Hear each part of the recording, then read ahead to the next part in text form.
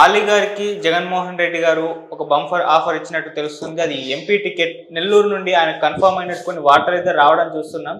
మరి నిజంగా ఆలీ గారికి నెల్లూరు నుంచి ఎంపీ టికెట్ ఇవ్వబోతున్నారా లేదా, ఇస్తే ఎలా ఉంటుంది? సో ఈ అంశం మీద డిస్కస్ చేయడానికి ప్రజెంట్ మనతో పాటు సీనియర్ జర్నలిస్ట్ జయదేవ్ గారు ఉన్నారు. వారితో ఒకసారి డిస్కస్ చేద్దాం. సార్ నమస్కారం. సార్ నమస్తే సార్, ఆలీ ఎంపీగా నెల్లూరు నుంచి పోటీ చేయబోతున్నట్టు, ఆ టికెట్ ఇచ్చినట్టు కొన్ని వార్తలు అయితే వస్తున్నాయి. కన్ఫర్మ్ అయినట్టు కూడా చెప్పేస్తున్నారు సార్. మరి మీ ఒపీనియన్ ఏంటి సార్ దీనిపైన? వైసీపీ అభిప్రాయాలు అలాగే డిఫరెంట్గా కనిపిస్తున్నాయి. అంటే వైసీపీ అధిష్టానం నిర్ణయాలు, అధినేత జగన్మోహన్ రెడ్డి గారి నిర్ణయాలు. ఆయన వైనాట్ 175 నినాదం ఎత్తుకున్న తర్వాత ఇక్కడ వాళ్ళని అక్కడ వాళ్ళని ఇక్కడ షఫుల్ చేస్తూనే ఉన్నారు. అయితే ఆలీ గారి అంశం గత వారం రోజులుగా వినిపిస్తుంది. ఎట్లా అంటే ఆలీ గారు ప్రాపర్ వాస్తవానికి రాజమండ్రిలో పుట్టి పెరిగారు కాబట్టి రాజమండ్రి అనుకునే సందర్భం ఉంది. మరోవైపు టీడీపీ జనసేన బీజేపీ అలయన్స్లో భాగంగా ఆ రాజమండ్రి ఏదైతే ఉందో నియోజకవర్గం అది బీజేపీకే కేటాయించే అవకాశం కనిపిస్తోంది. బీజేపీకి కేటాయిస్తే కనుక బీజేపీ రాష్ట్ర అధ్యక్షురాలు పురంధరేశ్వరి గారే అక్కడి నుంచి పోటీ చేస్తారని కూడా వార్తలు వచ్చాయి. అయితే 3 పార్టీల కూటమి కూడా బలంగా ఉంటుంది, ఇంకా ఆవిడకి తిరుగుండదు అనుకున్న నేపథ్యంలో లోకల్ స్థానికంగా లేదంటే ఎక్కడి నుంచైనా పోటీ చేయగల ఉండేవాళ్ళు కొద్దిమంది ఉంటారు. ముఖ్యమంత్రి జగన్మోహన్ రెడ్డి గారు కానీ లేదా బాగా ఇన్ఫ్లుయెన్స్ ఉన్న మంత్రులు కానీ అటువంటి కొద్దిమందే ఎక్కడి నుంచైనా పోటీ చేయగల అవకాశం ఉంటుంది. అందులో ఆలీ గారు ఒకరని వైసీపీ వాళ్ళు నమ్ముతున్నారు.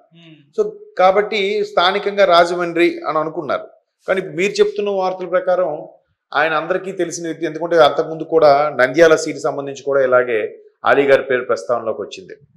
ఒకసారి కడప దర్గాకు కూడా ఆయన దర్శనానికి వెళ్ళినప్పుడు కూడా అప్పుడు కడపకు సంబంధించి కూడా ఒకసారి వార్త వచ్చింది. సో ఇప్పుడు లేటెస్ట్గా నెల్లూరు అని వినిపిస్తోంది. బట్ వైసీపీ అక్కడెక్కడ షఫుల్ చేస్తాము వైనాట్ 175 అని అన్నప్పుడు 175 కూడా సీట్లు డిక్లేర్ చేసి వచ్చు కదా, ఎందుకు చేయట్లేదు? టీడీపీ జనసేన కూటమి మరో బీజేపీ అనుకున్నప్పుడు ధైర్యంగా ముందే ప్రకటించవచ్చు కదా, అట్లా ప్రకటించట్లేదు. విడతల వారీగా ఇప్పుడు ప్రకటించవచ్చు కదా, ముందు ఒక 100 సీట్లకో తర్వాత 70 సీట్లకో లేదా ఎంపీ స్థానాల్లో ముందు ఒక 15 స్థానాల తర్వాత 10 స్థానాలు ప్రకటించవచ్చు కదా, ప్రకటించట్లేదు.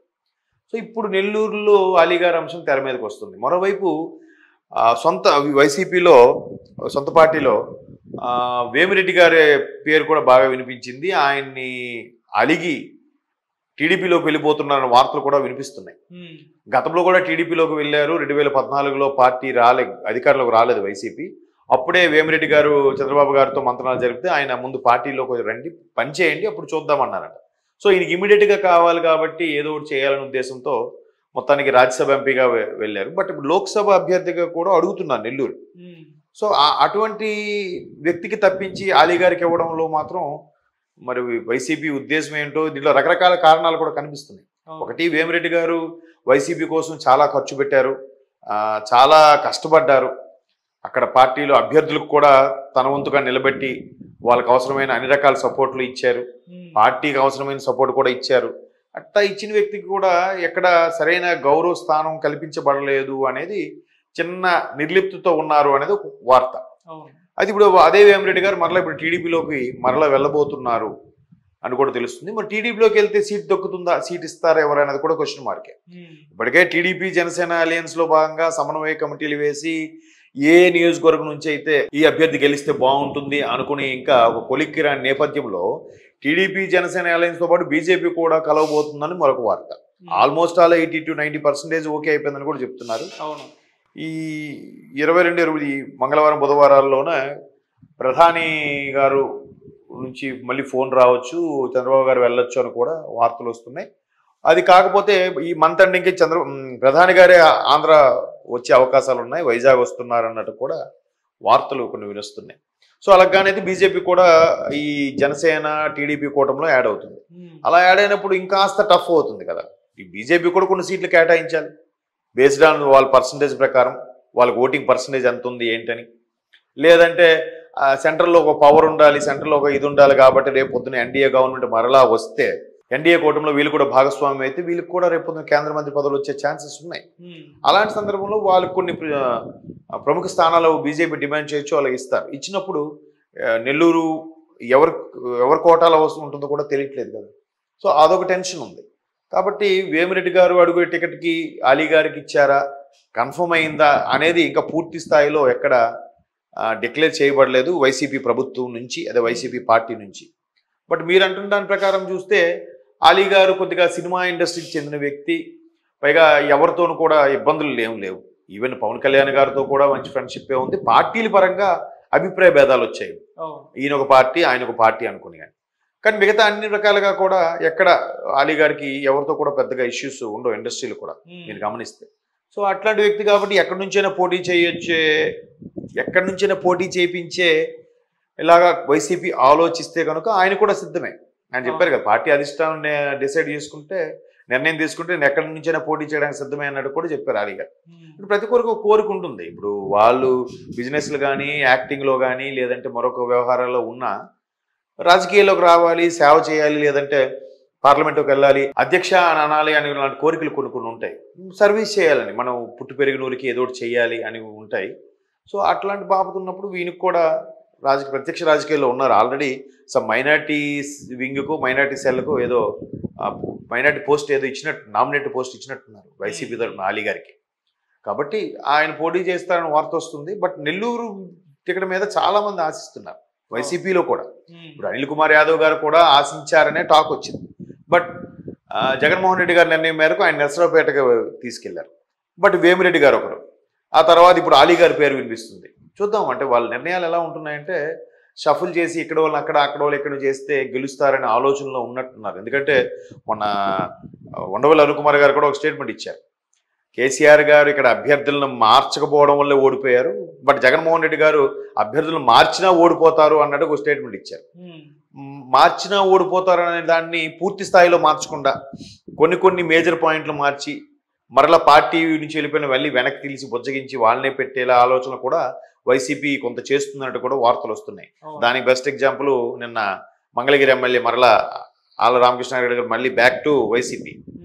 సో ఇటువంటి కథనాలు వినిపిస్తున్న నేపథ్యంలో వైసీపీకి పూర్తి స్థాయిలో అన్ని స్థానాలు మార్చుతుందా, కేవలం మొదటి నుంచి చెప్తున్న 90 ఎమ్మెల్యే స్థానాలు అలాగే 25 ఎంపీ స్థానాలకు గాను ఒక మ్యాక్సిమం 15 స్థానాలే మార్చి మిగతా మళ్ళీ పాత వాళ్ళకి రిఫర్ చేసేలాగా ఆలోచిస్తుంది అనేది తెలియదు. బట్ మొత్తం మీద అలీ గారు లాంటి వ్యక్తులు, అలాగే విజయసాయి రెడ్డి గారు లాంటి వ్యక్తులు ఎక్కడి నుంచి పోటీ చేసినా కొంత ఇది ఉంటుంది. జగన్మోహన్ రెడ్డి గారు పార్టీలో ఆయన తర్వాత అంత ఇన్ఫ్లుయెన్స్ ఉన్న వ్యక్తులు కదా వాళ్ళు. సో ప్రజలకు బాగా దగ్గరగా ఉండే వ్యక్తులు కాబట్టి ఎక్కడి నుంచైనా పోటీ చేయొచ్చు. బట్ నెల్లూరు మీద అభ్యర్థుల పోటీ ఎక్కువ ఉంది. అది పూర్తి స్థాయిలో అలీ గారు కన్ఫర్మ్ అవుతుందని నేనైతే అనుకోవట్లేదు. వార్తల్లో వస్తే వచ్చిండొచ్చు, కానీ నేనైతే రాజమండ్రి పురంధరేశ్వర గారి మీద పోటీ చేయొచ్చు అని అనుకుంటున్నాను. పైగా అలీ గారిది కూడా రాజమండ్రి కాబట్టి. బట్ నెల్లూరు అనేది నాకైతే డౌటే. బట్ దానికి బలమైన సమాచారము, క్యాండిడేట్స్ డిక్లేర్ చేసి లిస్టు అవుట్పుట్ అదే బయటకు వచ్చేంత వరకు కూడా వైసీపీ నుంచి మనది నిర్ధారించుకోవడం చెప్పలేం. ఓకే సార్, రాజమండ్రి అంటే మరి పురంధరేశ్వర్ గారి పైన పోటీ చేయాలి. మామూలుగా ఎంపీ ఎలక్షన్స్ అన్నప్పుడు ఇండియా లెవెల్లో చూస్తారు, అక్కడ బీజేపీ పార్టీ నుంచి కాబట్టి వాళ్ళ మద్దతుదారులు అటు పురంధరేశ్వర్ గారి వైపే మొగ్గు చూపే అవకాశం ఉంటుంది. మరి అలీ గారికి అక్కడ గెలిచేంత ఇది ఉందంట. అదే స్థానికమైన అభ్యర్థి అనే ఒక చిన్న పాయింట్. అలీ గారు ఆయన చిన్నతనంలో వాళ్ళ ఫాదర్ ఒక టైలర్గా ఉండేటప్పుడు రాజమండ్రిలోనే ఉండేవారు. రాజమండ్రిలోనే మ్యాక్సిమం ఆయన చదువుకుంటూ చాలా తక్కువ, బట్ అక్కడే ఉండేవారు. మదరు పిల్లలు అందరూ కూడా వాళ్ళ ఫాదర్ ఎక్స్పైర్ అయిపోయిన తర్వాత కూడా అని చాలా సందర్భాలు ఆయన ఇంటర్వ్యూలో చెప్పారు.